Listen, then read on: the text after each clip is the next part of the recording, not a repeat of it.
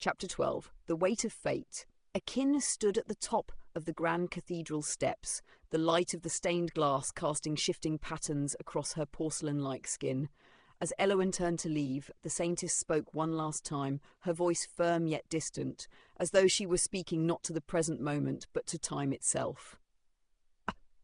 "I will not interfere for now," she said. "But be warned, Princess. The deity you toy with is not merely a sleeping beast. It is a seed waiting to bloom. If your actions lead to its full awakening, if it threatens the balance of this continent, I will stop you myself." A shiver ran through Elowen's spine, but she did not argue. She simply bowed her head, acknowledging the warning. Akin watched her for a long moment before turning away, disappearing into the depths of the high church, leaving the princess with the heavy silence of unspoken consequences. By the time Elowen returned to the castle, exhaustion clung to her like a second skin. The weight of everything, the curse in her blood, the heavenly chains, the contract she might have to forge, was crushing. She barely spoke that night. The next morning was no different. Celine noticed it immediately. At first, she simply observed, but as the days passed, as Elowen grew quieter, as her shoulders slumped under the unseen weight, Celine acted. She found the princess in the royal library, staring blankly at a book she wasn't even reading. Celine snatched it out of her hands and slammed it shut. "Enough," she said. Elowen blinked, startled. "Celine, I was—" "No, you weren't," Celine interrupted. "You haven't been present all week. You need to stop." The princess frowned. "Stop? Stop what?" Celine gestured vaguely at everything. "This. The endless worrying, the brooding, the silence. You're trying to shoulder this alone, and it's going to break you."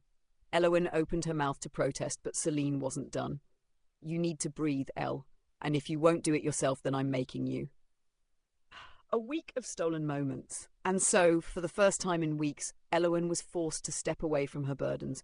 Celine dragged her out of the castle. Their first outing was a simple stroll through the gardens, a small taste of the outside world that she had begun to forget existed. The scent of blooming lilacs, the feel of the breeze against her skin.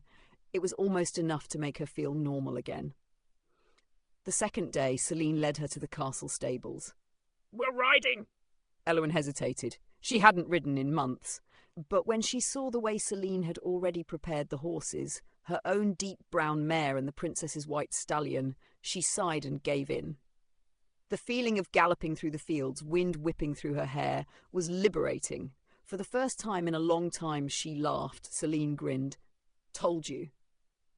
And so the week passed in stolen moments, long walks, horse rides, sneaking into the kitchen at midnight for stolen pastries. Celine's casual against Elowen's soft grace, their laughter echoing through the halls of a castle that had long felt too cold. Little by little, the weight on Elowen's shoulders grew lighter, not gone, but lighter. And when the week ended, when the time came to return to their mission, Elowen felt stronger. She wasn't alone, and that made all the difference.